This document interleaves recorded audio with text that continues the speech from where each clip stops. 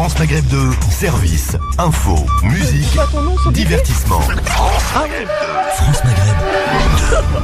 2. Bonjour et bienvenue dans l'émission Parlez bien. J'ai remarqué, mais quand même on est à l'antenne. Je lui dis on y va, on y va. Oui. Elle est censée être une vraie pro. C'est bon. Bonjour Linda. Comment tu vas? Ça va bien et toi? Ouais, bon, ça commence bien le dimanche avec toi, hein? Ah bah oui, C'est comme ça, hein? Bah ouais, c'est comme ça. C'est du direct, et bah oui. Exactement, voilà. Je suis, je t'ai mis au taquet, là. Je t'ai dit on est à l'antenne. Je vois bien, bah bon. oui. Eh oui, vous êtes bien sur l'émission Parlez bien-être et réussite, hein. Merci de nous écouter sur France Maghreb 2. Donc au sommaire aujourd'hui, nous recevrons Hamida Sobiri, qui est écrivaine, militante associative engagée. Elle a participé à de nombreuses initiatives favorisant l'accès à la culture et au rire pour toutes. On verra ce que c'est que, justement, le rire pour toutes. Elle nous parlera de son premier roman. Je pense que tu vas aimer Medjed. C'est un roman d'amour. Ah, mais tu verras. Ah, c'est un mélange de tout. En fait, ça s'appelle Les Stories de Mina, des éditions Jasmine M. C'est super comme roman en tout cas. Eh ben, on va découvrir ça. Tu vas découvrir, tu verras l'histoire de cette petite Mina. Ouais. Alors ensuite, nous recevrons Maître Faiza Borsali, qui est avocate et militante des droits des femmes et des enfants. Aujourd'hui, on a 2 militantes parmi nous. Attention, Medjed, tu les embêtes pas surtout. Tu m'étonnes. Alors aujourd'hui, elle viendra. Surtout l'avocate. Ah, surtout l'avocate. J'ai pas envie de me retrouver derrière les barreaux. Ah ouais, faut faire attention, surtout. Mais c'est pas grave, je t'apporterai des oranges. Oui, il paraît qu'on n'a plus le droit de ramener des oranges en prison. Ah bon, pourquoi? Ah non, il paraît que c'est fini. Ah bon? Oui, parce que les gens ils faisaient des trucs bizarres avec les oranges et tout, on n'a plus le droit. Qu'est-ce qu'ils faisaient avec les oranges? Je sais pas, Qu'est-ce que tu me racontes encore? Non, mais sérieux, je te promets, c'est vrai. Non, mais sérieux. On n'a plus le droit Qu'est-ce que tu veux faire avec des oranges, franchement? Cherche, tu verras. Non, je veux pas chercher, je veux pas savoir, mais bon. Bref. Et des pommes, on a le droit ou c'est pareil? Non. On n'a pas le droit. Alors des cerises, ça va? Voilà, ça doit être. Ouais, mais on sait jamais que tu t'accroches avec et tu te pends là-bas. Sérieux. Ah bah non, mais sérieux. Enfin, bref. Ouais. Donc sérieusement, aujourd'hui, elle va nous parler de la maltraitance et de la protection de l'enfant. Ok. Bah ça c'est intéressant. Et très bien. Et nous aurons aussi le plaisir d'avoir avec nous un instant beauté avec notre somptueuse chroniqueuse beauté Founé Diarra Diop, celle que tu aimes beaucoup. Ah oui. Alors aujourd'hui, elle nous donnera des astuces pour prévenir et estomper les rides. Oh là là, on n'est pas concernés, nous on est beaux, on est jeunes. Non, on est jeunes, bah oui, bien sûr. Moi j'ai un physique de radio. Bon, c'est. Moi aussi j'ai un physique de radio. Ça va, c'est pas grave, ça passe. C'est-à-dire en fait, tant mieux, on nous regarde pas, c'est pas grave. Ok. Et en tout cas, pour tous les auditeurs qui veulent participer à l'émission, n'hésitez pas à vous poser des questions à nos invités. Un seul et unique numéro de téléphone, le 0892 23 99 50. Étoile est le choix numéro 1. Et vous irez directement, vous serez en communication avec le standard. En direct, à l'antenne de la radio France Maghreb 2. Voilà, tout à fait. Bon, on va écouter du bon son, tiens. Avec Tiou Tiou, ça te dit ça? Mandizar, c'est quoi ça? Mandizar. C'est pas moi qui a programmé. Tiou Tiou tout de suite. France Maghreb 2. France Maghreb 2. Vous êtes sur France Maghreb 2 dans l'émission Parlez bien-être et réussite, et tout de suite place à notre invitée Hamida Sobiri, écrivaine, militante, associative, engagée. Aujourd'hui, elle vient nous parler de son premier roman, Les Stories de Mina, aux éditions Jasmine M. Hamida Sobiri, bonjour. Bonjour Linda, merci de me recevoir. Merci à vous, en tout cas, de nous parler de ce roman. Donc, vous êtes écrivaine, militante, associative, engagée. Vous avez participé à de nombreuses initiatives favorisant l'accès à la culture et au rire pour toutes. Donc, tout à l'heure, je posais la question, j'allais vous poser la question sur le rire. Pourquoi le rire pour toutes? Parce que le rire, pour moi, est vecteur de beaucoup de choses. Ça permet de dramatiser énormément de situations. Moi, j'ai beaucoup écrit pour le théâtre. D'accord. Voilà, avec des situations qui n'étaient pas forcément évidentes sur la thématique. Des sujets importants. Exactement, comme la double culture, l'identité, le mariage forcé également. J'ai écrit une pièce de théâtre tragicomique. Voilà, pas mal de thématiques que j'ai traitées avec beaucoup d'humour. Et du coup, c'est des spectacles qui ont fédéré énormément de publics justement non initiés. Voilà, qui n'avaient pas forcément, qui ne se déplaçaient pas forcément sur des théâtres ou des lieux culturels, et de fédérer ce public-là sur ce type de spectacle, voilà, pour moi c'était un véritable succès et un challenge, effectivement. Mais c'est super intéressant le fait justement de mettre au théâtre des sujets très importants, parce que le mariage forcé, la double culture aussi, parce qu'on n'en parle pas vraiment. on n'en parle pas vraiment de cette souffrance aussi, hein, je sais pas si c'est au niveau de la jeunesse qui a cette double culture. Bah, c'est vrai quand j'ai démarré moi le théâtre, ça date maintenant, il y a plus de 20 ans. Quand on a commencé, ça n'a pas forcément été bien pris par les gens. Ouais. Je sais que aujourd'hui c'est rentré dans les mœurs, hein, les filles qui font du théâtre, c'est beaucoup plus on va dire évident. Ouais. Sauf qu'à l'époque, quand j'ai commencé, ça a été super mal perçu moi au niveau parce que vous étiez une femme. Et ben parce que j'étais une femme et parce que j'étais maghrébine, donc c'était double peine. Ça double peine. Ouais, exactement. Donc, je dis double peine parce que c'est vrai que vous l'avez mal vécu. Pas forcément mal vécu parce que voilà, je pense que j'étais quelqu'un de têtu et voilà, vraiment passionné, donc je me suis pas laissé forcément embrigader par tous les avis négatifs qui pouvaient y avoir, mais en tous les cas après je pense qu'il s'agit de convaincre parce que dans les thématiques justement qui étaient traitées, voilà, nous on traitait l'humour avec voilà, moi je prône la non vulgarité quand je fais des spectacles parce que pour moi c'est important, j'avais envie enfin, j'ai toujours pensé quand j'écrivais ou quand je faisais des spectacles à mon père, ma mère, qui pouvait venir voir le spectacle sans avoir honte de sa fille ou voilà, des sujets qui pouvaient être traités. Donc voilà, c'est des partis pris et je pense que du coup ça a fédéré énormément de mamans. En tout cas, moi j'ai commencé à jouer mes premières pièces de théâtre, où la première, je me rappellerai toujours, je voulais que ma mère vienne, elle était sur beaucoup d'a priori, non, je viendrai pas, c'est quoi ça, tu fais n'importe quoi, bref. Et au final, quand elle est venue à mon premier spectacle, elle s'est assise, il y avait, je sais pas, dans la salle, il y avait 300 personnes, c'était blindé, il y avait énormément de mamans du quartier qui s'étaient déplacées, qui avaient ri, qui s'étaient amusées, qui avaient passé un super bon moment, et j'ai vu ma mère, voilà, qui était avec les larmes aux yeux, qui m'a dit, c'est bon, continue. Elle était fière. Voilà, elle était fière. Ouais, vraiment, ouais. Non mais c'est beau en tout cas. Alors aujourd'hui, vous venez nous parler de votre premier roman, hein, Les Stories de Mina, aux éditions Jasmine M. Alors, Amida, qui est Mina ? Alors Mina, c'est une jeune trentenaire qui vit voilà dans un quartier populaire que je n'ai pas nommé, je l'ai fait volontairement pour que le maximum de personnes puissent s'identifier à Mina. Ouais. Voilà, c'est une personne, je pense, qui est moderne, qui est bien ancrée dans son temps, qui travaille dans une agence de pub parisienne, qui se débat justement dans cette double culture, qui essaie d'en faire une force aussi, qui dénonce énormément les clichés. Parce que les clichés, malheureusement, on l'a dans dur actuellement. Donc, elle a un regard assez décalé, drôle sur tous les clichés qu'elle peut observer dans son quotidien, avec un regard un peu tendre, amer. Et puis, c'est une fille, je pense, qui est bien dans son temps, qui vit bien avec les gens qui l'entourent. D'accord. Voilà, si je peux. Et donc, cette Mina, qu'est-ce qui vous a poussé à créer ce personnage ? En fait, moi, je suis fan de chick lit à la base. Tout ce qui est Bridget Jones, Le Diable s'habille en Prada, voilà, ces lectures un peu légères que j'avais moi habitude de lire quand j'avais envie de déconnecter un petit peu sur l'été. C'est bien. Exactement, parce que je pense qu'il faut des lectures pour tous. Voilà, il y a des lectures plus intellectuelles. Moi, je prône la légèreté dans mon écriture. J'ai envie de faire rire, j'ai envie de faire sourire. Et voilà, donc. Mais c'est une forme d'intelligence, hein, que de transmettre justement le rire, parce que c'est vrai que dans ces histoires-là, beaucoup de jeunes femmes vont s'identifier. Beaucoup de jeunes femmes au jour d'aujourd'hui sont célibataires. Il y en a qui vivent encore chez leurs parents. Il y a la mère derrière qui veut, pourquoi tu te maries pas, ma fille? Qu'est-ce que vont dire les voisins, ceci, cela. Donc là aussi c'est pareil. Et c'est important justement que les jeunes femmes s'identifient et aussi dédramatisent la situation. C'est pas parce qu'on est célibataire que c'est la fin du monde, quoi. Exactement.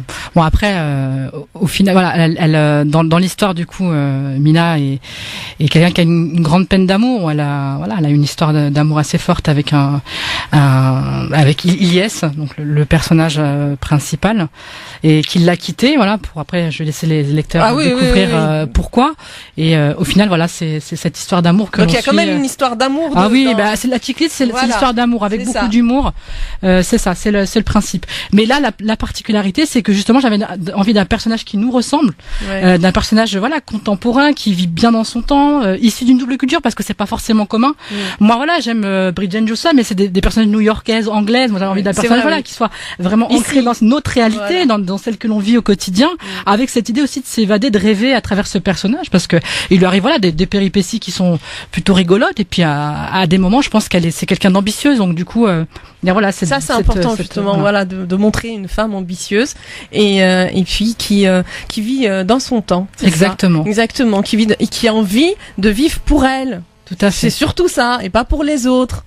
Et c'est important. Mais bien sûr. Voilà. Je pense, hein. Ouais, je pense que malheureusement les préjugés, les jugements des uns des autres peut être un frein pour beaucoup de femmes. Et moi, j'estime qu'à partir du moment où on se respecte, qu'on respecte ses valeurs, sa culture, sa tradition, je pense qu'on peut être une personne bien dans une certaine société, française, tout simplement. Bien sûr. Et puis aussi, être, peut-être traditionnel sur certains aspects, respectant ses valeurs, sa double culture. Voilà, je pense qu'on peut être tout, en fait. On n'est pas forcément. Bien sûr.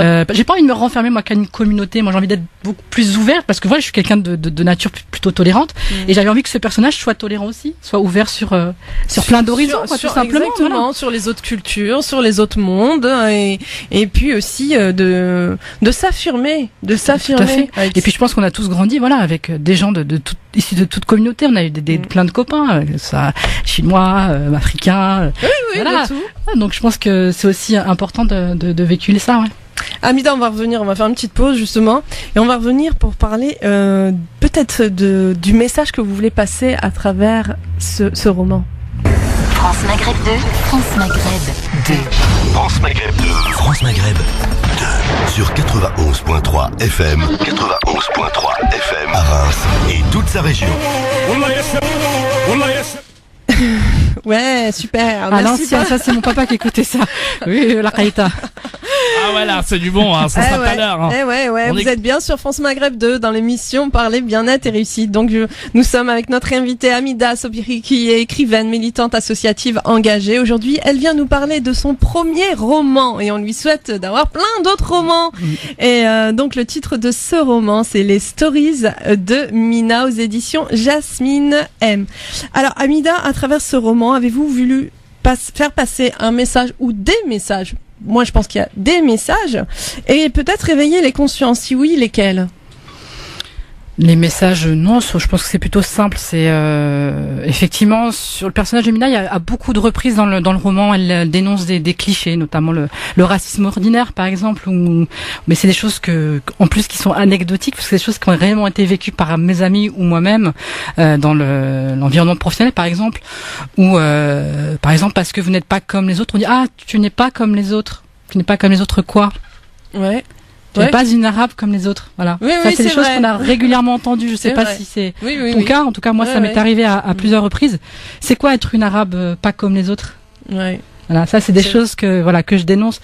Les clichés, les bonnes blagues bien lourdes, bien graveleuses qu'on entend très régulièrement sur les communautés. Moi, j'ai du mal avec les blagues qui tournent toujours autour des mêmes sujets, mais que ce soit des deux côtés, les blagues un petit peu françaises, l'humour français avec toutes ces blagues un peu sur les arabes, les noirs, les clichés qu'on peut avoir. Un arabe ça pue, un arabe ça pue, un noir ça pue. Oui, j'ai compris. Un arabe ça vole et toutes ces blagues un peu dégueulasses. Voilà. Et mais aussi, mais je pense que de l'autre côté c'est aussi pareil. Moi, quand je vois par exemple les humoristes dans le stand-up aujourd'hui, on est aussi toujours autour de ce même humour un peu qui est autour des mêmes enjeux. Ça m'embête un petit peu. Et puis ça blesse, ça blesse. Bien sûr, aussi, ça blesse. Bien sûr. Ça blesse. Donc donc les clichés sous toutes ces formes que je dénonce. Et au niveau de la femme alors? À partir du moment où, pour moi, le personnage est une femme forte, je pense que quelque part, il y a quelque chose. C'est quelqu'un qui se laisse pas faire, qui se laisse pas marcher sur les pieds, qui s'affirme justement dans tous ces problématiques-là, qui est, comme je disais tout à l'heure, qui est une femme bien dans son temps et qui ne se laisse pas balayer ou qui avance tout simplement. Moi, je pense que c'est important. C'est que je pense que dans nos quartiers ou en tout cas dans les villes urbaines, on est beaucoup de femmes et c'est pour ça que beaucoup de lectrices s'identifient à ce personnage-là. C'est que on n'est pas un extrême ou l'autre, parce qu'on a tendance à nous stigmatiser, nous cantonner dans des étiquetages ou des choses. Oui. Moi, je trouve que les femmes sont multiples, elles sont diverses et que c'est important de le souligner.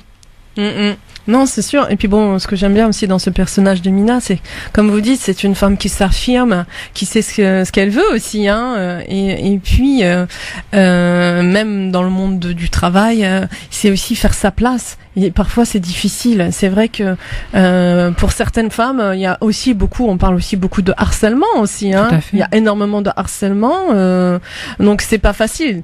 C'est vrai que en ce moment on en parle beaucoup avec l'hashtag Balance ton porc, c'est complètement d'actualité, effectivement, où les femmes ont une place difficile. On sait qu'aujourd'hui, voilà, une femme à compétences égales touche un salaire à 20% inférieur à celui d'un homme. Donc effectivement, il y a un combat qui est de longue haleine parce que c'est pas gagné, mais il y a énormément de choses à faire à ce niveau-là. Moi, j'ai beaucoup travaillé au niveau associatif justement sur cette promotion de l'égalité homme-femme, justement être dans de la mixité, c'est important mais aujourd'hui, je trouve que c'est compliqué et notamment quand je vois moi tous les commentaires justement avec cette mouvance là de Balance ton porc, on voit justement que c'est les femmes ont encore beaucoup à faire, malheureusement. Mais en fait, on s'aperçoit au jour d'aujourd'hui qu'il y a quand même des choses qui sont dites, alors qu'avant c'était caché. On n'en parlait pas. Au jour d'aujourd'hui, il y a, on va dire, une sorte de dévoilement de tout ça. Et je pense que c'est aussi un élan de solidarité pour beaucoup de femmes qui ont vécu le harcèlement, qui ont vécu aussi des choses horribles malheureusement, hein. Et au jour d'aujourd'hui, peut-être que c'est aussi un premier pas pour pouvoir parler aussi. Alors c'est un premier pas, mais effectivement, je pense que la parole s'est libérée. Je suis d'accord avec toi. Après, moi, je trouve que de suivre une mouvance ou un effet de mode, est-ce que du coup, c'est pas desservir le combat? Tu vois, je me pose la question parce que du coup, effectivement, il y a beaucoup de femmes qui se sont libérées, qui ont pris la parole et qui ont dénoncé fortement, voilà, des harcèlements qu'elles avaient subis ou des situations un petit peu effectivement d'agression sexuelle, même de viol pour certaines. Ouais. Simplement, le fait de justement de s'ancrer dans ce mouvement-là, peut-être que c'est aussi desservir quelque part parce que ça a été tellement énorme qu'au final, est-ce que la parole individuelle est entendue parce que la violence qui est faite aux femmes, c'est aussi un combat individuel aussi. Bien sûr. Avant tout. Et là, et effectivement, voilà, je suis d'accord. Là où je rejoins, c'est que le collectif fait la force. Sauf que là, le collectif tel qu'il avance aujourd'hui m'embête un petit peu. Mais après, ça n'engage que moi. Et pourquoi, en fait, ça vous embête? Parce que je pense que dans le lot de paroles qui va être donné, il y a peut-être des choses, il y aura du bon, il y a du mauvais. C'est-à-dire qu'il y a peut-être des femmes effectivement qui ont vécu vraiment de vraies violences, mais il y en a d'autres peut-être par vengeance ou pour de mauvaises raisons. Et je pense que dans le lot, il y aura du bon, il y aura du à prendre et du à laisser. Voilà. Ouais, je comprends. Alors, on va revenir à votre roman, hein. Bon, on est parti, mais ça fait partie aussi, oui, bien sûr. Ça ne me dérange pas. de vos combats aussi, puisque vous êtes militante pour les droits des femmes, militante aussi pour la culture, hein, parce que ça c'est important, hein, la culture est essentielle, surtout on va dire dans l'éducation, et je pense que c'est la culture et beaucoup le côté féminin qui va aussi apporter la paix sur terre. Moi, je dis pas les hommes aussi, hein, mais c'est vrai que la femme est intuitive. La femme pense aussi à l'avenir de ses enfants. Les hommes aussi, hein, j'entends des hommes qui vont me dire les hommes aussi. Bon, il y a pas de. Mais là, on est vraiment dans et en plus, c'est vrai que les hommes aussi, parce que de plus en plus, les hommes, voilà, on est sur une éducation parentale partagée. Ouais. De plus en plus, je pense que les hommes jouent leur rôle et le jouent très très bien. Ouais. Mais après, bon, c'est vrai qu'il y a aussi une problématique à prendre en compte, c'est que on est sur des mariages un mariage sur deux finit sur un divorce. C'est vrai. Et que pour le coup, il y a énormément aussi de papas qui se déresponsabilisent sur leur rôle parental. Et ça, malheureusement, ça fait partie d'un gros problème de société. Oui, ça aussi, c'est un autre problème, malheureusement. Alors, donc, au niveau de votre livre, les stories de Mina, selon vous, l'humour est-il primordial dans un roman? Alors je ne sais pas s'il est primordial, en tout cas moi je sais que l'humour ça a été c'est ce qui m'a construit tout au long de mon parcours, puisque comme je te le disais tout à l'heure, moi je suis une ancienne comédienne, j'étais une ancienne humoriste. Donc pour moi le rire ça a toujours été voilà, ça fait partie de mon parcours, de mes projets, de toutes les pièces de théâtre que j'ai pu écrire. Et voilà, raconter les stories de Mina avec humour et légèreté, voilà, c'était une juste continuité en fait. Et qu'est-ce qui vous inspire le plus avant d'écrire? Ce qui m'inspire le plus avant d'écrire. Ouais.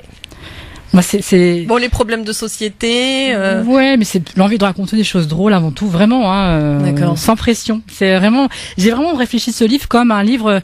J'avais envie que les nanas le prennent dans les mains, autour d'une terrasse, d'un mojito sans alcool, bien sûr, et avec l'envie de passer un bon moment, une petite heure, à sourire, à rire, à s'identifier, à rêver aussi, tout simplement, vraiment sans pression. Mais le déclic, il est venu d'où? Le déclic là qui a dit ouais, les stories de Mina. Ce déclic là qui a fait que vous avez commencé à écrire ce livre, ce roman. À la base, ce roman, c'était une envie de scénario en fait. À la base, j'avais déposé ce projet pour une série, une mini-série. Ouais.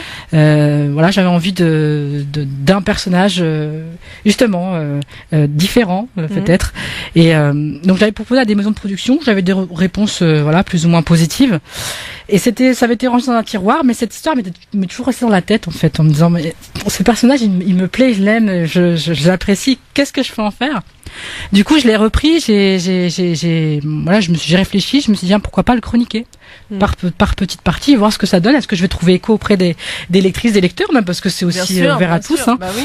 Et au final, quand j'ai commencé à chroniquer, j'ai vu que les gens commençaient à adhérer, parce que j'écris par page, une page toutes les semaines à peu près. Et je voyais que les gens disaient la suite. Ils étaient rentrés dans le jeu et même ils m'avaient mis la pression au final en disant on veut connaître la suite. Je me suis dit ça pourrait être intéressant du coup de rassembler toutes ces chroniques et pourquoi pas je les laisse dans le suspense, je finis l'histoire et puis après j'en fais un roman et puis ça pourrait être adapté aussi au cinéma. Ça a été réfléchi. Alors c'est que dans l'écriture c'est très visuel. Bah oui. J'ai beaucoup et ça je l'ai vraiment réfléchi comme une idée de scénario. Exactement, en fait. parce que ça peut être un super film à la télé, au cinéma. Ouais, mon rêve, je le dis. Ce serait que Nawel Madani soit le personnage principal parce que je l'aime beaucoup. C'est lui qui me fait mourir de rire, vraiment. Il faut lui proposer. Ouais. Et puis un producteur aussi. À l'occasion, Inch'Allah. Nous entend, on sait jamais. On va revenir à Mida pour parler justement de quels conseils donneriez-vous aux auditeurs qui rêveraient de devenir aussi écrivains? Parce qu'il y en a. France Maghreb 2, France Maghreb 2. Sur 106.1 FM, à Amiens et toute sa région. France Maghreb 2, France Maghreb 2. Vous êtes sur France Maghreb 2 dans l'émission Parler bien-être et réussite. Nous sommes donc avec notre invité Amida Sobiri. Il m'a fait rire, Medjaël, mais grave. Il raconte des bêtises. Toujours. Hors antenne. Faut pas l'écouter, vraiment. Alors Amida, elle est écrivaine, militante associative engagée. Aujourd'hui, elle vient nous parler de son premier roman, Les Stories de Mina, aux éditions Jasmine M. Alors, on a eu une question d'un auditeur. Comment choisir son livre? Parce que il y a des personnes qui ont du mal à lire. Ils savent que c'est important justement pour s'évader, pour la culture, de lire des livres, mais ils ont du mal. Alors comment faire pour choisir un livre? Moi, je partirais du principe qu'il faut commencer petit. Avant de choisir un livre, faut commencer par lire des petits articles, des petites choses comme ça qui nous intéressent par appétence, par envie. Et puis petit à petit, tout doucement, peut-être prendre un petit livret, Non, ce que je veux dire, c'est que plus ça va et plus le nombre de pages va s'étayer. Et puis, mais vraiment, ne pas se mettre de pression sur le choix du livre. C'est vraiment lire un livre parce qu'on a envie de le lire, tout simplement. Moi, je pense que une façon ludique de lire, c'est d'aimer ce que l'on lit avant tout. C'est ça. Et puis après, quand on a l'habitude d'ouvrir de plus en plus de livres, peut-être aller sur des lectures un peu plus ambitieuses. Beaucoup plus approfondies, des sujets. Exactement. Plus, on espère que l'auditeur aura écouté. Il y a des bons livres pour enfants si tu veux commencer. Non, mais c'est vrai. C'est vrai. Oui, il y a des livres. Les bonnes BD aussi. Ça peut être aussi un compromis sur le départ. Exact. Pour s'habituer petit à petit à lire des livres. Exactement. Et puis justement, parce que après ça peut devenir une passion aussi. Mais je pense qu'on a trop instrumentalisé le livre, on l'a fait quelque chose, on l'a sacralisé le livre. Ouais. Donc, alors qu'en fait non, il faut pas. Ou alors parce que il y a aussi des traumatisés du livre de. Moi je me souviens quand j'allais en bibliothèque, c'était le traumatisme, il fallait pas parler, fallait pas. Et nous qui avons l'habitude de parler fort, de rire, c'était pour nous la bibliothèque c'était trop c'était pas possible. Donc du coup quelque part et encore maintenant je trouve que c'est encore ancré, c'est qu'il y a beaucoup de jeunes, beaucoup d'enfants, beaucoup de mamans aussi, beaucoup de personnes qui ne se déplacent pas en bibliothèque parce qu'ils ont peur de déranger, tout simplement. Ça, oui. Moi, je connais certaines bibliothèques qui sont aussi très fermées, très froides, qui donnent pas envie de rentrer, tout simplement. Exact. Voilà. Mais il y avait aussi le traumatisme de la fiche de lecture aussi. quand Oui, on c'est était vrai. jeunes aussi. Il fallait lire un livre. Oh là là. Oh mon Dieu. Fiche de lecture, Ah, oh tu mon te Dieu. rappelles. Avec des mots bien compliqués. Ah ouais. la fiche de lecture. Ah, ouais. Ça c'est bon, ça. Ah, Moi, ça y est, ça l'a réveillé. je prenais mon truc, le résumé qui était derrière le livre, j'écrivais dessus, pam. Voilà. Sauf qu'à l'époque, la différence c'est qu'on n'avait pas Internet. C'est qu'aujourd'hui avec Ouais. Internet, Ouais. la fiche de lecture, boum boum, fiche de C'est lecture. vrai. Oui, oui, oui. ça. Zadig, Voltaire, boum, ça sort en 3 secondes. Alors qu'avant, il fallait bien le lire le livre. Ah, ouais. Exactement. Ouais. Ah ouais, non, ça Il n'y c'est avait pas ça. d'échappatoire. Ouais. Il n'y avait pas d'échappatoire. Ouais, Donc, ouais. Fiche de lecture Ah ouais. tous les mois, t'avais une fiche de lecture à préparer. Ouais. Et il y avait l'exposé qui allait derrière et moi j'avais toujours 2 sur 20. Et l'oral de français. L'oral de français aussi, c'était quelque l'oral chose. de français. Tous les livres qu'on a lus dans l'année, Ah il fallait ouais. bien les mémoriser. Aïe, aïe, Et aïe. là, c'était la pression ultime. Ah non, j'ai pas été jusque là. Ah. Je me suis arrêté avant. Voilà. Ça t'inquiète, t'as pas besoin de bac pour. Tu excelles dans ton métier. Alors, je toi, suis là. le seul mec qui a franchement. redoublé la 6e, la 4e, la 3e, tout. Ah, bah félicitations, alors faut te féliciter, t'as l'air fier de toi. On va t'applaudir, hein, franchement. Tu m'étonnes. Ne l'écoutez pas, hein. Surtout, Non. faites vos études, les enfants, Oui, hein. voilà, faites Les des jeunes, études. c'est important. Ah oui, oui, oui. Il Parce faut que moi vraiment- j'ai eu mon bac à sable avec mention râteau et c'est pas terrible. Non, mais, enfin, il a dit quoi, j'ai mon mec Il a J'ai eu eu son- mon bac à sable son avec bac mention à sable râteau. avec mention râteau. C'est pas terrible. Mon Dieu. Qu'est-ce qu'il faut pas entendre? Non, non, l'écoutez pas. L'écoutez pas. Lisez des livres. Voilà. Il est important, justement, de. Mais très petit, très jeune, faut habituer les enfants à lire. C'est important. Ouais. Pour leur culture, pour leur Ouais. culture. Ne serait-ce que de leur lire des histoires, enfin, c'est un truc tout bête, hein, mais déjà, c'est on va dire leur ouvrir leur créativité, les déclencher leur imagination, c'est primordial parce que le livre c'est ça justement, c'est déclencher l'imaginaire et qu'à partir du moment où on prend le temps de lire une histoire à ses enfants, c'est tout bête, hein, ça dure 10 minutes, c'est 10 minutes de son temps chaque soir, mais quelque part ça a une importance parce que c'est donner le goût du livre, c'est donner le goût de la créativité à un enfant et plus tard, je pense que justement d'ouvrir un livre, le chemin sera beaucoup plus naturel que si Ouais. on n'avait pas fait cet effort-là. C'est ça, ouais. C'est l'habitué. Lui donner de Exactement. bonnes, Tout à fait. de bonnes Tout à bases. fait. Et... Alors, quel conseil donneriez-vous aux auditeurs qui rêveraient de devenir écrivain? Parce qu'il y en a beaucoup, hein. Je pense que ça part d'une volonté de départ et moi la seule chose que je peux donner comme conseil c'est de ne rien lâcher. Quand on a un rêve en tête, qu'on a un objectif, il faut tout faire pour le réaliser. Voilà. D'aller jusqu'au bout. D'aller jusqu'au bout. Parce qu'écrire un livre c'est vraiment un don de soi, mais quand on dit c'est comme si on a l'impression d'accoucher de quelque chose, mais c'est vraiment Ouais. le sentiment, enfin en tout cas en tant que femme, hein. Oui, oui, Après, oui, je bien sais sûr. pas, les hommes, Oui. je pense pas qu'ils aient cet avis-là. Mais quand on dit qu'on a besoin d'accoucher d'un livre, ouais, c'est vraiment, on porte ce projet Dans pendant les des tripes, mois, quoi. c'est dans les tripes. Ouais, ouais, Et quand on le lâche, quand on a fini, quand on a terminé, c'est vraiment, il y a comme une impression de lâcher. de vide, de fatigue, et en même temps tellement de bonheur d'avoir été jusqu'au ouais. bout. C'est ça.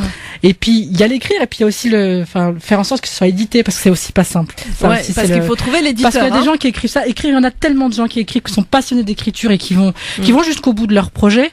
Et malheureusement, c'est des projets qui ne sont pas lus. Ouais. Voilà. Ouais, parce que soit ils trouvent pas d'éditeur, quoique maintenant, je pense qu'ils peuvent. Il y a des sites qui. Il y a l'auto-édition. Moi, C'est ça, l'auto-édition, ouais. Ça peut être aussi une bonne alternative. Mais il n'empêche que, voilà, ne rien lâcher, aller jusqu'au bout et croire en ses rêves, c'est important. Ah bah c'est important, ça c'est sûr. Croire en ses rêves, on ne cesse de le dire, il faut aller jusqu'au bout, parce que beaucoup de personnes doutent. Et encore une fois, là aussi c'est pareil, mais ce sont des programmations psychiques à chaque fois, de se limiter, de penser que nous ne sommes pas capables de le faire, d'aller jusqu'au bout. Et puis l'écriture, c'est une rigueur aussi. C'est lui prendre du temps. En plus de tout ce temps occupé que l'on a, c'est-à-dire on n'a plus le temps aujourd'hui, c'est vrai, on est là, ça, on travaille, exactement. on bosse, les machins, Mais les tout enfants, va la famille. vite. Tout va très vite, Ouais. tout. Et l'écriture, c'est prendre du temps seul et bosser, tout simplement. Travailler. En fait, c'est être avec soi-même, c'est se Exactement. reconnecter à soi. Voilà. Et il y en a qui n'aiment pas le trop avec soi-même, en fait. Bah oui. Là, il y en a Justement. qui s'aiment bien, qui se donnent des bisous, mais il y en a qui s'aiment pas. Ouais. Non, mais c'est vrai. Il y en a, c'est difficile. C'est difficile parce que, en fait, c'est se mettre à nu aussi. On met ses propres émotions. On met, en fait, nos propres combats, ce que l'on recherche, ce que l'on est et ce que l'on veut transmettre aussi. Tout à fait. Parce que ça, c'est vraiment accepter de pouvoir partager. Il y a des personnes qui ne partagent pas. C'est une forme de générosité aussi. C'est aussi un exutoire pour beaucoup aussi. Bien une sûr. façon de dire tout ce ce qu'on intériorise, en fait. C'est ça. Donc, ouais, je suis d'accord. Alors, ce livre, les stories de Mina, où est-ce qu'on peut le trouver? Donc c'est aux éditions Jasmine, mais c'est où on peut où est-ce qu'on peut l'acheter? Il est disponible donc sur le site Amazon en format Kindle pour ceux qui ont envie d'une lecture un petit peu, d'accord, on va dire 2.0. Et sinon, il est disponible sur le site www.lesstoriesdemina.fr en commande. D'accord, ok. Voilà. Donc on commande directement sur le site. Exactement. On va le répéter, le site. Alors www.lesstoriesdemina.fr. Alors, Amina, un dernier mot pour nos auditeurs et auditrices. Mot. Ouais. Un mot, c'est tout. Elle est trop forte. Oh, c'est moi. Non, voilà, j'espère pour ceux qui auront l'occasion de le lire, qu'ils passeront un bon moment tout simplement. Et merci en tout cas de m'avoir invité, Inda. Merci en tout cas à vous. Et puis, je vous souhaite plein de plateaux, télé, radio, et puis que ce soit un succès. Et j'espère le voir au cinéma. Ça, ce serait super. Ouais, franchement. Et là, c'est encore un objectif, un rêve. Voilà. Exactement. Vous allez jusqu'au bout de vos rêves. Je lâche pas. Voilà. Et ça, c'est important justement. Et il faut rêver pour avancer. Exactement. Et c'est grâce aux rêves qu'on peut changer aussi ce monde. C'est important. Merci beaucoup. Merci, Hilda. France Maghreb 2, France Maghreb 2. Vous êtes sur France Maghreb 2 dans l'émission Parler bien-être et réussite et nous accueillons Founé Diaradiop, notre chroniqueuse. Oui, qu'est-ce qu'il y a? Ouais, c'est bon, on peut y aller.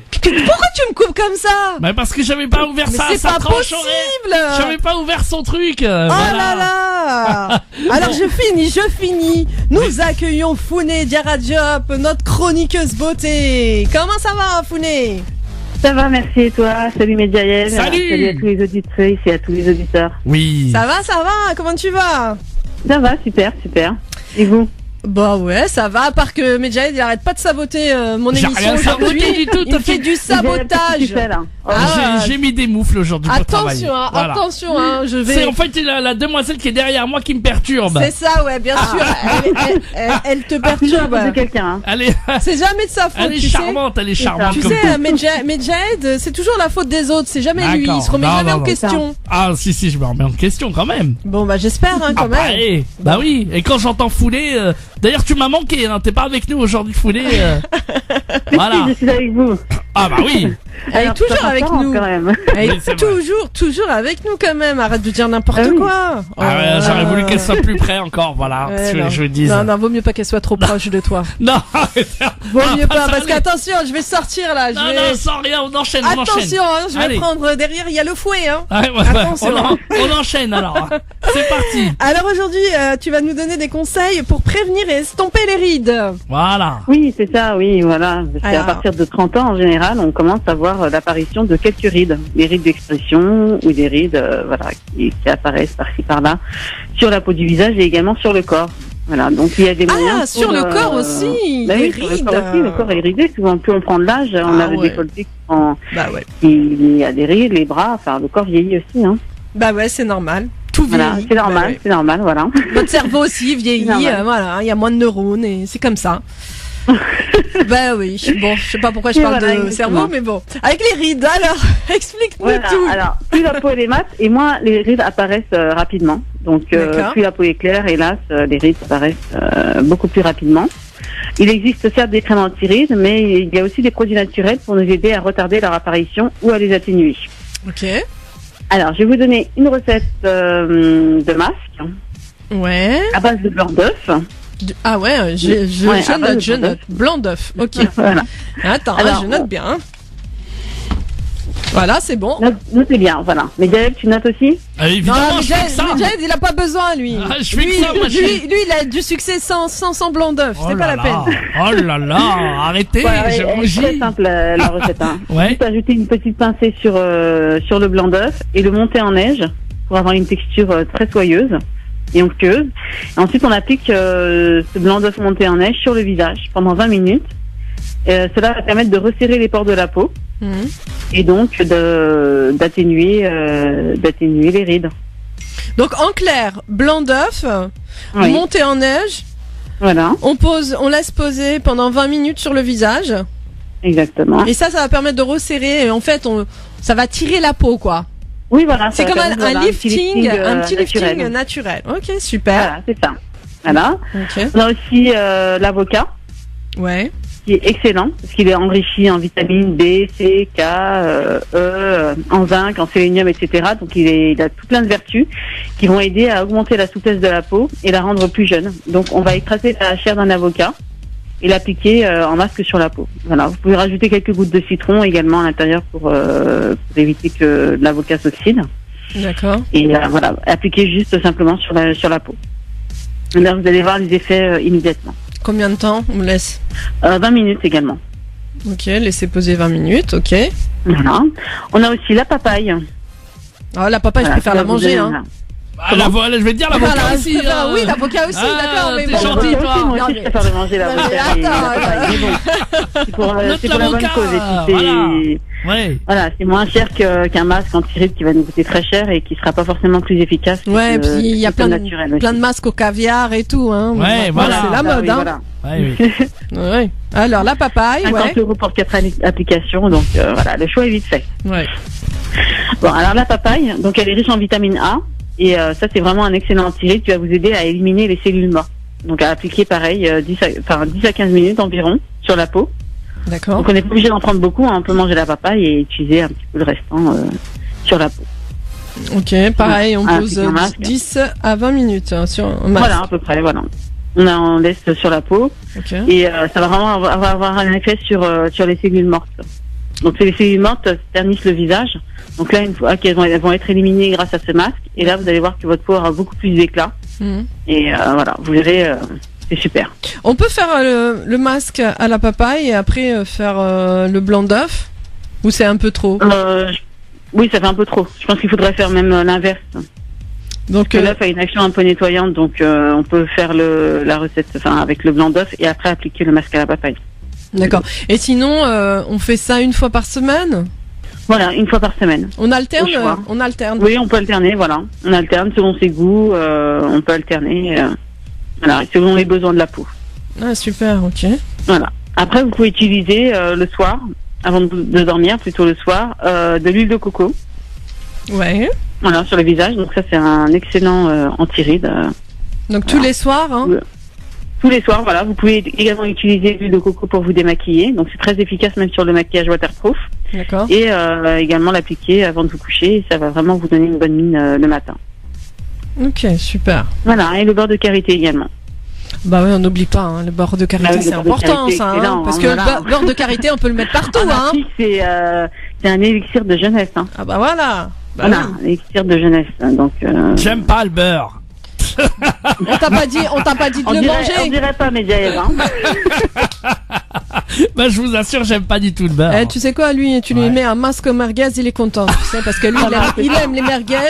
Tu peux pas t'imaginer à quel point. Voilà, c'est clair. Voilà. Il prend ça au Ça petit sent bon, déjeuner. les merguez, hein. Ouais, C'est comme ouais. ça. Voilà, c'est ça. C'est ça, ouais. Bon, Génial, en tout cas. bon bah super. Voilà pour les astuces du jour. Eh ben voilà. Et alors, Voilà. pour ceux, parce que Founé, elle est spécialiste du maquillage, de la coiffure de cérémonie, hein, donc les mariages, les baptêmes, les anniversaires. Vous voulez, vous faire une beauté avant un entretien, un rendez-vous, voilà. Et ben Founé, comment on fait pour vous joindre? Alors, on peut me joindre au 06 10 63 32 90. 06 10 63 32 90. J'ai un site internet www.glamfashionbeauty.com et une page fan Facebook donc qui porte le même nom, Glam Fashion Beauty. Elle Voilà. est Une dernière petite exceptionnelle. astuce pour les rides aussi. Ouais. Voilà, si les rides sont déjà installées et qu'on veut les camoufler, Ouais. donc après avoir appliqué le fond de teint, vous utilisez un anti-cerne plus clair Mhm. que votre peau naturelle, d'un ton plus clair, et vous l'appliquez dans les petits creux. À l'intérieur des rides, Ah ouais. vous poudrez par-dessus et là, voilà, vous verrez que vous... En fait, paraîtrez c'est du beaucoup plus jeune. camouflage, quoi. C'est du camouflage, oui, parce qu'après, quand les rides sont déjà là, on n'a pas le choix. Hein, donc, Bah on oui, fait c'est avec sûr. ou Eh, on peut les camoufler. mais tu connais absolument tout, sur tout. Eh ben, Ah elle là est là spécialiste là là. de la beauté quand même. Mais le pire, c'est qu'elle, Waouh. en fait, le pire, non, Ouais. pas le pire, c'est qu'elle est spécialiste de la beauté, mais c'est une beauté elle-même. Ah oui, oui, oui, c'est Voilà. vrai. Ça, je vous confirme, mais vraiment, elle peut vous réussir une parfaite harmonie de visage. Eh Hein, quand vous allez vous préparer pour un événement, c'est la personne qu'il vous faut. Founé Exactement. Diarra Diop, justement au 06 10 63 32 90. Elle est là, elle est connais par cœur ton exceptionnelle. numéro, hein. Oui, je le connais. Connais Et je par peux cœur. vous dire que c'est grâce à elle que vous allez vraiment vous en sortir dans si vous êtes pressé, si vous avez envie de conseils, si vous avez besoin de plein de choses. 06 10 63 32 90. Voilà. Eh oui. Merci. Tu sais merci. pourquoi? C'est ça Parce avec que plaisir. j'ai envie de la déloger de... C'est ça, mais tu rêves. Elle reste D'ailleurs, avec j'ai préparé un bon plat à base de beurre, comme ça elle me voit. Voilà, ok. je vais te régaler. Anna. T'as vu, il voulait te déloger, mais il pensait que t'allais aller avec lui sur ses émissions. Mais non, Founet, Eh non. Founet Ah, ne mais non. lâchera pas. Ah, je sais. Voilà, je la lâche pas, Maïda. C'est une Voilà. grande histoire d'amour entre nous. Oh, c'est beau. Bah voilà, Bon. Voilà. c'est exactement ça. Ben, Merci en tout cas Founet, merci beaucoup. À dimanche. Plaisir. Et à dimanche reste avec prochain. Merci. Allez, Bisous. Ciao ciao. bisous. Et nous Salut. on se retrouve après Ouais. une pause musicale pour accueillir notre deuxième invitée, Maître Faiza Borsali, qui est avocate militante des droits des femmes et des enfants. Elle viendra nous parler de la maltraitance et la protection de l'enfant. France Maghreb 2. France Maghreb 2. Sur 91.3 FM. Sur 91.3 FM à Reims et toute sa région. France Maghreb 2, France Maghreb 2. Vous êtes sur France Maghreb 2 dans l'émission Parler bien-être et réussite. Et tout de suite, place à notre invité Faiza, Maître Faiza Borsali, avocate oui, maître. quand même. Tu veux te retrouver derrière les barreaux, moi je te le dis. Attention, mais non, j'ai rien fait. Pourquoi tu dis ça? Oh là là. Donc, Maître Faiza Borsali, avocate militante des droits des femmes et des enfants. Aujourd'hui, elle vient nous parler de la maltraitance et de la protection de l'enfant. Maître Borsali Faiza, bonjour. Bonjour Inda, merci de votre invitation, c'est très gentil de votre part. Je tiens juste à passer un petit message personnel Ouais. avec un grand respect et de l'amour et de la gratitude à ma chère amie et sœur Geneviève Ekatou et aussi à notre présidente de l'association Green Humanity France-Algérie, Madame Essia Ben Barkat, et à toute l'équipe fantastique qui l'entoure. Et bien sûr, je tiens à remercier tous ceux et celles qui m'ont beaucoup aidé et continuent à m'aider. Et à ma famille, bien sûr. C'est gentil, merci Inda. Bon, de rien, avec plaisir. Alors, Maître Borsali, aujourd'hui, nous avons décidé de parler de la maltraitance et la protection de l'enfant. Dans un premier temps, pouvez-vous nous donner une définition claire du terme de maltraitance des enfants? Oui, bien sûr. La maltraitance des enfants, on fait référence là à toute forme de violence, d'abus ou de négligence commise par des adultes, envers des mineurs. Il y a à peu près 5 types de maltraitance. Il y a la violence physique qui est désignée sur toute utilisation délibérée de force physique. D'accord. On a des forces douces, comme basculer ou pousser, jusqu'à des formes plus sévères, comme étrangler et frapper. Le deuxième type, c'est l'agression sexuelle d'enfants, ce qu'on appelle le ASE. C'est quand on fait une référence à un acte sexuel qui est commis contre un enfant par une personne qui en est responsable. L'acte peut être tenté ou être complété, sans avoir à faire l'interaction. Le troisième type, c'est la négligence qui survient lorsque l'adulte responsable de l'enfant ne satisfait pas ses besoins primaires, qu'ils soient physiques, émotifs ou médicaux ou éducatifs. Donc ça, c'est les besoins primaires de l'enfant. Voilà. D'accord. S'ils ne sont pas satisfaits, là, il y a une négligence D'accord. de la part Donc de c'est l'adulte considéré responsable. comme négligence. Oui, Et c'est considéré comme de la maltraitance. bien sûr, parce que D'accord. là, l'enfant, il a des droits Bien sûr. qui ne sont pas respectés par l'adulte. D'accord. Donc, automatiquement, là, c'est une forme de maltraitance contre l'enfant. Exemple, par exemple, l'adulte ne donne pas à manger à son enfant. Bien sûr. D'accord. Ça, c'est la même chose comme si un adulte ne donne pas à manger à un autre adulte. D'accord. Là, c'est une négligence qui est malade, qui est alité. Là, c'est aussi une négligence. C'est par rapport à la même chose. Mais aussi, il y a le fait qu'il ne le laisse pas étudier. le fait qu'il lui donne pas ses moments de loisirs, là c'est une négligence de la part des parents. Ou le fait de laisser l'enfant seul, qui est âgé par exemple de 2-3 ans, le laisser seul dans la maison. C'est de la négligence. Comme on a vu beaucoup de cas dans pas mal de pays, ils laissent leurs enfants par exemple enfermés dans la maison et ils sortent. Là c'est une négligence et c'est une maltraitance vis-à-vis de l'enfant. Et le 4e type, c'est la violence psychologique qui désigne les actions qui causent ou ont causé le potentiel des effets néfastes sur la santé et le développement émotif de l'enfant. C'est-à-dire l'isoler, l'ignorer, l'insulter, le maltraiter, le rabaisser. Ouais. C'est-à-dire là, c'est vrai, l'enfant aussi, il est maltraité parce que tout ça, ça a une atteinte psychologique sur l'enfant. Ça, c'est important, maître, de pouvoir le préciser parce que malheureusement, dans beaucoup de familles, il y a cette maltraitance et on ne met pas ce mot maltraitance dessus. C'est-à-dire qu'on rabaisse l'enfant.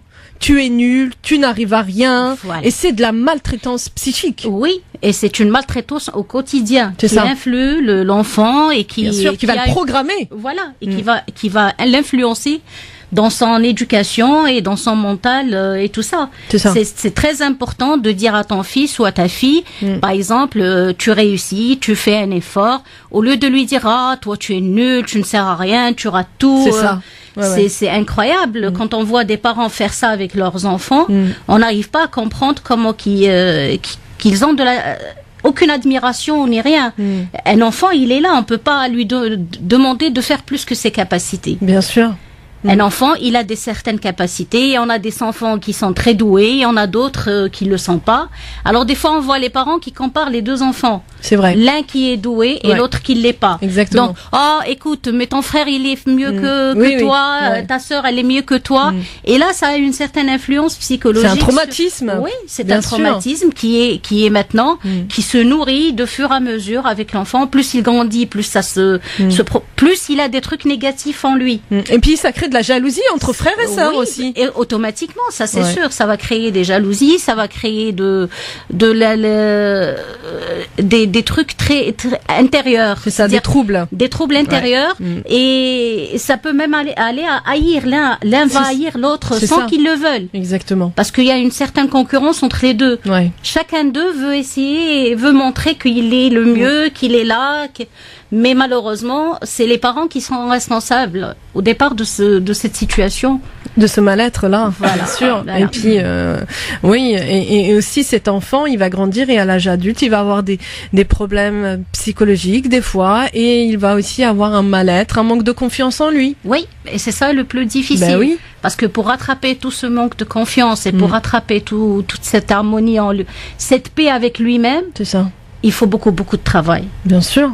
Ah oui, il faut retravailler sur des programmations négatives et faire comprendre à cet enfant qui est aujourd'hui à l'âge adulte qu'il doit s'aimer, s'affirmer et être fier de lui aussi. Et qu'il doit trouver la paix entre lui et lui. Bien sûr, oui. Et ça, c'est très important parce que sinon, il pourra jamais avancer, il va que reculer, c'est tout.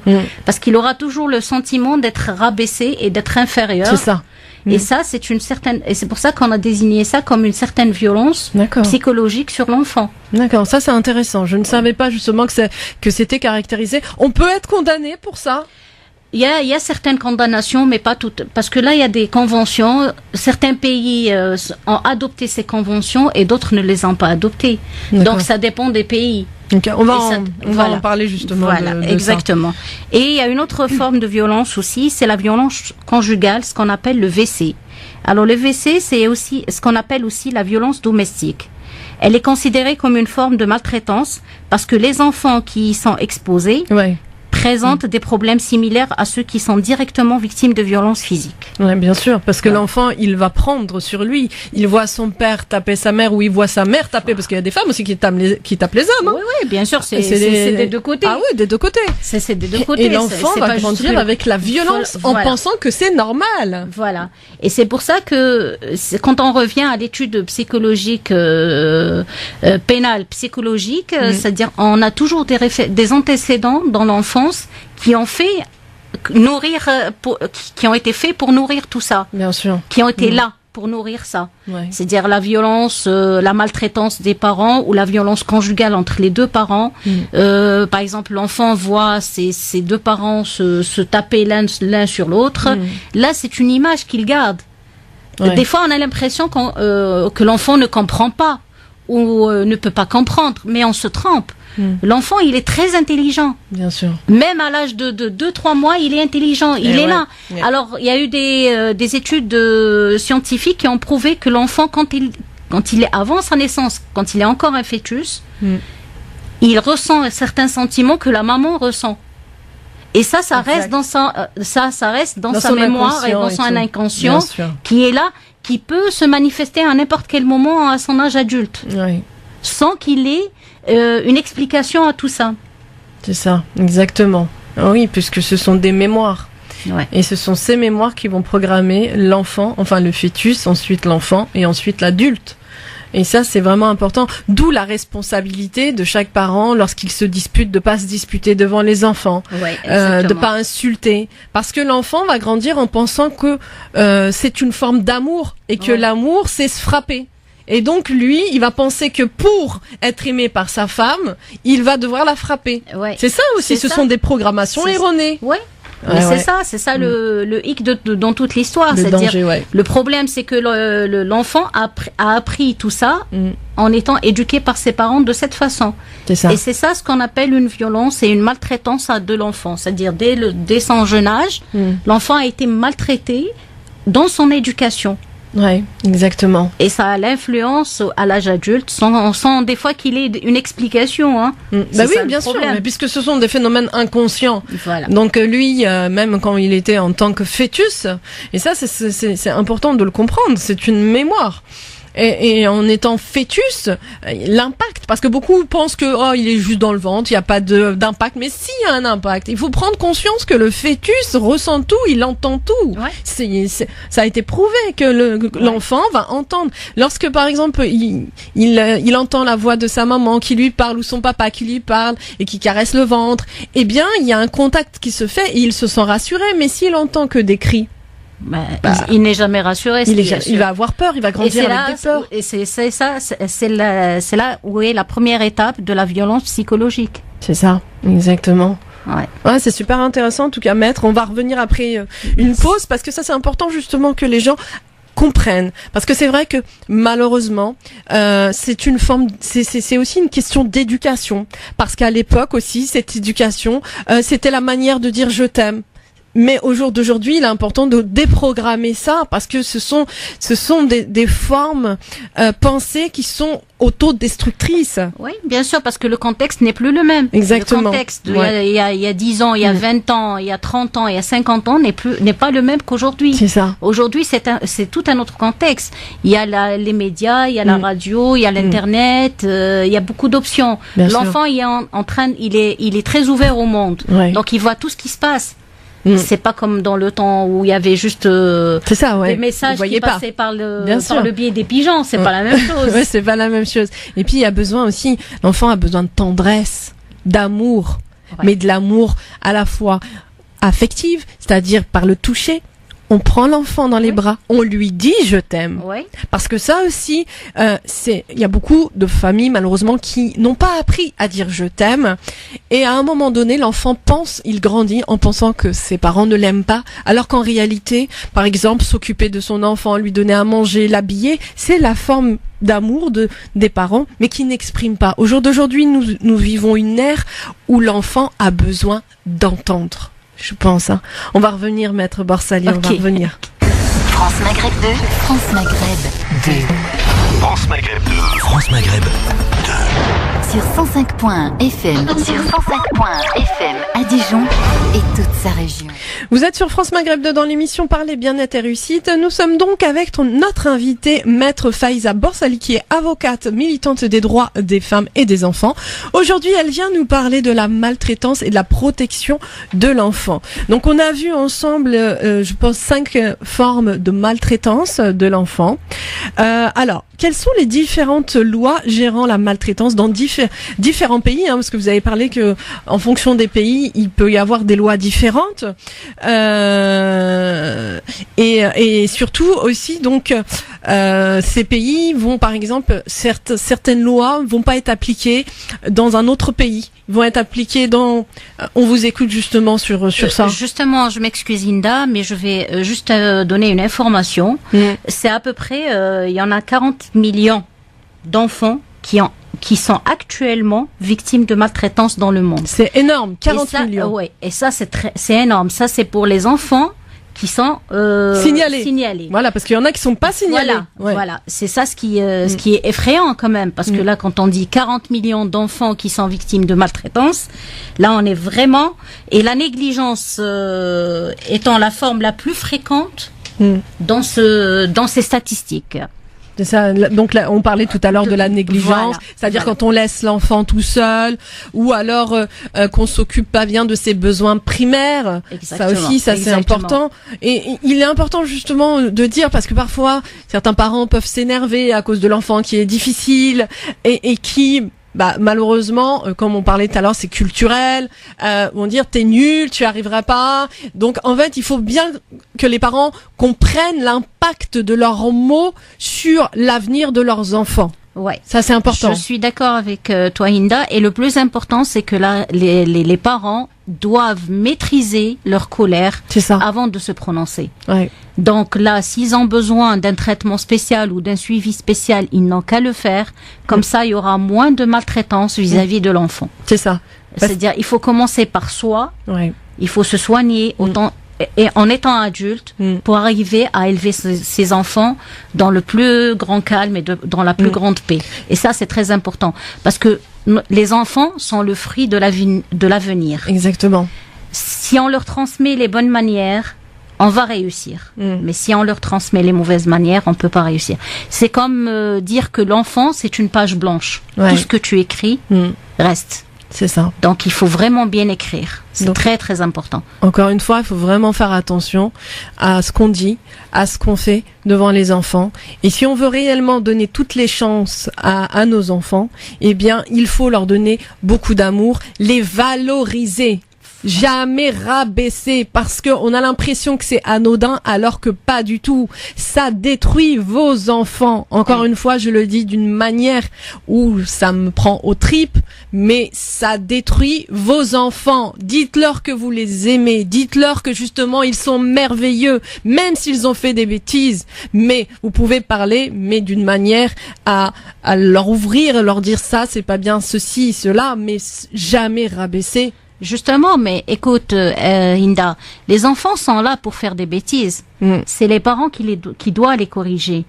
Mais la façon de corriger, elle doit être une façon constructive, pas destructive. Éducative. Exactement. Voilà. Éducative, avec beaucoup de bienveillance. C'est important. Exactement. Oh là là là là. Revenons aux lois. Revenons aux lois des différents pays. Voilà, des différents pays. Bon, il y a bien sûr la Charte des droits de l'homme, qui a été établie et adoptée par l'Assemblée générale des Nations Unies le 10 décembre 1948 à Paris, au Palais de Chaillot. D'accord. Et là, c'est une loi qui englobe tous les droits de l'homme. Et comme l'enfant est généralement l'homme dans ses grandes lignes est protégé par cette loi, donc automatiquement même l'enfant il est protégé par ces lois. Bien sûr. Parce que l'enfant c'est le petit qui deviendra un homme après. De toute façon, là on parle de l'homme et de la femme, parce que l'homme c'est dans le sens large du mot. Ouais. Bien évidemment, on touche l'homme même avec la femme, un grand H. Voilà. Homme et femme, c'est-à-dire enfant. On parle de l'homme et de la femme. C'est ça. Alors là, quand on voit les articles de la Charte des droits de l'homme, alors qui dit que tous les êtres humains naissent libres et égaux en dignité et en droit. Et ça, c'est très important. Ça, c'est dans la loi. Mais dans la pratique, c'est autrement. Ça, c'est sûr. Parce que toutes les lois ne sont pas pratiquées à 100%. C'est ça. Ça dépend des pays, ça dépend des personnes qui gèrent ces lois, et ça dépend des personnes qui les appliquent. Ouais. Et c'est ça le problème, c'est que jusqu'à maintenant, on n'est pas arrivé encore à trouver un moyen pour appliquer la loi à 100%. Bien sûr. Les écrits sont là. Ouais. Tous les droits sont protégés, que ce soit de l'homme ou de l'enfant. Mais malheureusement, l'application, elle est très difficile à être faite. À être appliquée, à être appliquée sur terrain. Alors, il y a aussi ce qu'on appelle la Déclaration des droits de l'enfant qui a été établie, bien sûr, au mois de novembre, le 20 novembre 1959. Et là, les principes de cette déclaration, elle contient à peu près 10 articles et 10 principes qui parlent de l'enfant et de ses droits. D'accord, pour protéger l'enfant. Pour protéger, il y a que l'enfant est un être entièrement est un être humain. Il a des droits. Il a des droits dès sa naissance. Il a un droit au nom. Il a un droit à une nationalité. Il a un droit quand il grandit à être scolarisé, un droit à avoir des loisirs, à être protégé, à être soigné, à être suivi socialement, psychologiquement. Tout ça, c'est ses droits. Alors, après ça, il y a la Convention internationale relative aux droits de l'enfant qui a été établie en 1989. Et il y a pas mal de pays qui l'ont adoptée, comme la France, l'Espagne, l'Afrique du Sud, l'Angola, l'Afghanistan, l'Australie, les États-Unis, l'Argentine, la Tunisie, l'Algérie, le Maroc, etc. Il y en a pas mal de pays. Et il y a aussi plusieurs autres conventions qui ont été adoptées par des pays et qui sont appliqués. D'accord. Pas en totalité, bien sûr, parce qu'il y a toujours... mais ils sont appliqués à une façon partielle. D'accord. Oui. Encore une fois, ça dépend des gouvernements. Voilà, et puis ça dépend aussi des êtres humains. En grande partie, parce qu'il peut y avoir des lois, mais les lois, la plupart du temps, ne sont pas appliquées à la lettre, parce que l'individu, il a encore une fois, sa façon de penser, son éducation, il a énormément de choses, des programmations aussi, et tout ça fait que, malheureusement, si on pouvait appliquer à la lettre les droits des hommes avec un grand H, hommes, femmes, enfants, il n'y aurait pas tous ces problèmes. Il n'y aurait pas tout ça. Exactement, c'est l'application qui est difficile, l'application sur terrain. Parce que là, cela diffère d'un pays à un autre, comme il diffère d'une personne à une autre, comme il diffère de la personne qui est victime elle-même. Bien sûr, bien sûr. Parce que chaque victime, elle prend les choses de sa façon. Aucune victime n'est comme l'autre. Il y a des victimes qui peuvent aller jusqu'au bout et se battre. Il y en a d'autres qui s'arrêtent au milieu du chemin. Et il y en a d'autres qui ne commencent même pas. Et c'est ça le problème. Dans toutes les lois, c'est ça le problème. Et oui, malheureusement. Alors, donc on parlait de l'enfant, mais il y a aussi la définition aussi de la majorité de l'enfant. Oui. Ça aussi, ça diffère de pays à un autre. C'est ça, parce qu'on parle de majorité de l'enfant, c'est-à-dire que l'enfant devient majeur. Il devient responsable de tous les actes qu'il fait. Oui, exactement. Il n'est plus considéré comme mineur. Quand il était considéré comme mineur, c'était le père ou la mère qui en était responsable, ou le responsable légal, qui était responsable des actes qu'il commet. Mais en devenant majeur, c'est lui-même qui devient responsable de ses actes. Exact. Et ça diffère d'un pays à un autre. Si on prend par exemple la majorité en France, alors durant l'Ancien Régime, avec l'ordonnance de Blois en 1579, la majorité civile était fixée à 25 ans. Et ça, selon les coutumes locales. D'accord. Mais sous la Première République, par décret du 20 septembre 1792, l'âge de la majorité civile est abaissé à 21 ans, pour les hommes comme pour les femmes. Ce décret suivit celui du 28 août 1792, abolissant la puissance paternelle sur les majeurs. Alors, le Code civil napoléonien de 1804 codifie le précédent décret fixant la majorité civile à 21 ans. D'accord. La loi numéro 74-631 du 5 juillet 1974, elle fixe l'âge de la majorité civile à 18 ans accompli. Okay. Et c'était déjà à l'époque l'âge de la majorité pénale. Donc en clair, en 1579, c'était l'âge de la majorité à 25 ans. Et des années plus tard, même des siècles plus tard, en 1974, c'est fixé à 18 ans. Exactement. D'accord. Et en fonction des pays, je vois que dans certains pays, c'est, par exemple en Arabie Saoudite, 15 ans. Oui. Bahreïn, 21 ans. Ouais. Algérie 19 ans, c'est ça? Ouais. Elle varie, l'âge de la majorité civile varie dans le monde entre 15 ans et 21 ans. Mais la majorité des pays, c'est 18 ans. C'est 18 ans. Ouais. En Tunisie, par exemple, c'est 18 ans. D'accord. Oui, ici aussi, c'est 18 ans. Et... au pays de le Bahreïn, ouais. C'est 21 ans. D'accord, ok. Ouais. Et par exemple, en Allemagne, c'est à 18 ans. Mais le droit de vote, il est fixé à 16 ans. Ah d'accord, ok. Donc ça ouais. C'est pour ça que je t'ai dit, Inda, que l'âge de majorité, il est différent. Et même l'explication de la majorité, est-ce qu'on a le droit de voter ou pas, ouais. Ça diffère entre d'un pays à un autre. Ah, là aussi c'est pareil. Ouais. En fonction des différents pays, il y a des lois différentes. Exactement. Par exemple, au Canada, l'âge de la majorité est défini selon les provinces et les territoires. Voilà. 18 ans en Alberta, 19 ans en Colombie-Britannique. Par exemple, en Égypte, l'âge de majorité, il a 21 ans. Côte d'Ivoire aussi, pareil. Voilà. À Cuba, par exemple, le droit de vote est fixé à 16 ans. Mais l'âge de majorité, il est fixé à 18 ans. D'accord, ok. C'est-à-dire ça. Mais en fait, ce sont les différents gouvernements qui fixent ça. Voilà, c'est les différents gouvernements qui fixent ça et qui décident de l'âge de majorité, l'âge de vote, de droit de vote, et à quel âge on peut considérer un mineur responsable de ses actes et à quel âge on peut considérer un mineur non responsable de ses actes. C'est le code civil, enfin le code pénal ou civil du pays lui-même qui décide de tout ça. D'accord. Maître Borsali, on va revenir après une petite pause. Là, ça va être la pub, je crois. Hein. Ok. France Maghreb 2. France Maghreb 2. Vous êtes sur France Maghreb 2 dans l'émission Parler bien-être et réussite. Nous sommes donc avec notre invitée, Maître Faiza Borsali, avocate et militante des droits des femmes et des enfants. Donc aujourd'hui, nous parlons de la maltraitance et de la protection de l'enfant.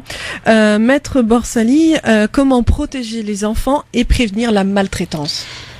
Bon, comment protéger les enfants? La première des choses pour garantir la protection de l'enfant et prévenir la maltraitance de ce dernier, tous les pays du monde ont le devoir d'adopter les principaux textes internationaux concernant les droits de l'enfant et appliquer ces derniers sur leurs codes nationaux et les appliquer sur terrain. C'est ça le plus important. Parce que les avoir sur des pages ou sur des livres et ne pas les appliquer, ça ne servira à rien. Alors, les principaux textes internationaux concernant les droits de l'enfant, il y a la Déclaration de Genève sur les droits de l'enfant établie en 1924, qui insiste que l'humanité doit donner à l'enfant ce qu'elle a de meilleur, et la Société des Nations reconnaît pour la première fois les droits spécifiques aux enfants. Et il y a aussi la Déclaration universelle des droits de l'homme, qui a été établie en 1948, qui reconnaît que tous les êtres humains naissent libres et égaux en dignité et en droit. Les enfants ont droit à une aide et une assistance spéciale. D'accord. La Déclaration des droits de l'enfant, qui a été établie en 1959. Alors là, pour la première fois, des pays de cultures différentes reconnaissent des principes universels et fondamentaux des droits de l'enfant. Et il y a aussi les pactes internationaux de 1966. Adoption d'une protection contre l'exploitation et un droit à l'éducation pour les enfants. Il y a aussi la Convention de 138 sur l'âge minimum d'admission à l'emploi de 1973. L'Organisation internationale du travail, elle a fixé l'âge à 18 ans comme âge minimum de travail, lorsque la santé, la sécurité ou la moralité de l'individu peuvent être compromises. Bien sûr. Il y a aussi la Convention internationale relative aux droits de l'enfant, qui a été établie en 1989. Et là, c'est un texte contraignant sur les États qui regroupent les droits civils, politiques, sociaux, économiques et culturels de l'enfant. C'est ce qu'on appelle le LE, texte de référence en matière de droits de l'enfant. Il y a la Convention 182 sur les pires formes de travail des enfants en 1999, celle qui interdit et à agir contre les pires formes de travail des enfants. Ouais. Et le protocole facultatif à la CIDE concernant l'implication de l'enfant dans les conflits armés, qui est daté de 2000. Ouais. Et là, c'est une obligation d'une protection des enfants dans la guerre et les violences armées. Alors, il y a la même année, c'est le protocole facultatif de la CIDE concernant la vente d'enfants, la prostitution des enfants et la pornographie mettant en scène des enfants. Là, c'est l'obligation de mettre en œuvre une protection spécifique contre l'exploitation sexuelle des enfants. En 2011, il y a le protocole facultatif à la CIDE établissant une procédure de présentation de communication. Là, il y a une mise en œuvre d'une procédure spécifique permettant aux enfants ou à leurs représentants de déposer une plainte. Et là, on va parler aussi, avec 1 minute à peu près, des enfants qui ont été victimes d'agressions ou qui ont subi des maltraitances sexuelles. Et ça, c'est très important. Parce que là, un enfant à qui on dit qu'il est... par exemple, l'histoire de la fille qui a été à 11 ans ou à 2 ans qui a subi un viol. Automatiquement, on a dit qu'elle a été consentante du moment qu'elle n'a pas dit oui. Qu'elle n'a pas dit non à ça. 11 ans. 11 ans, oui. Alors qu'à 11 ans, on peut pas dire oui ou non parce que là, on est dans un âge mineur. On peut pas définir le mal du bien. Tu donnes un bonbon à un enfant de 11 ans, tu lui dis, tu me donnes quelque chose d'autre en contrepartie, il va pas dire non, parce qu'il ne connaît pas.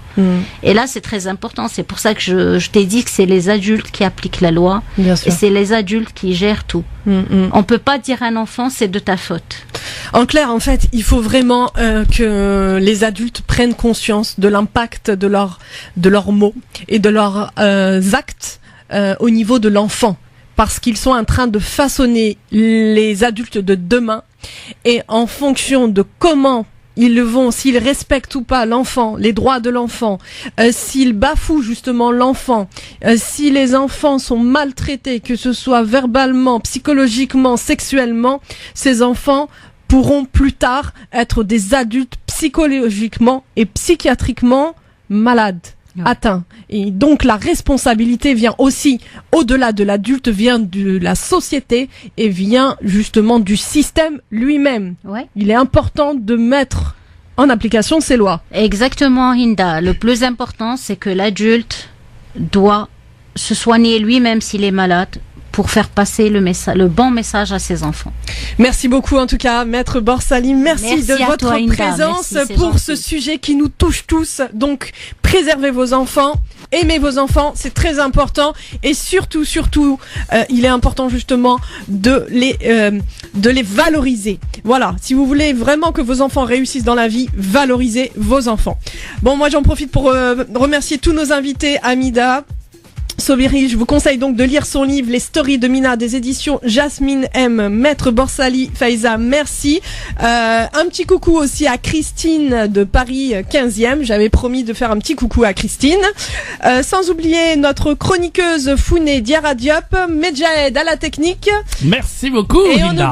On n'oublie pas nos fidèles auditeurs. Et à toi aussi, Hinda, qui nous a honoré de cette émission, évidemment, aujourd'hui. Merci. C'est toujours du bonheur, justement, de faire ces émissions. Et surtout, c'est une émission pour l'éveil des consciences et pouvoir aussi nous responsabiliser tous. Parce que nous sommes tous aussi, nous sommes tous reliés les uns les autres et il faut le comprendre. Nous voulons un monde meilleur, nous voulons une société meilleure. Alors il faut d'abord se changer soi-même et Allah yahdina. France Maghreb 2, France Maghreb.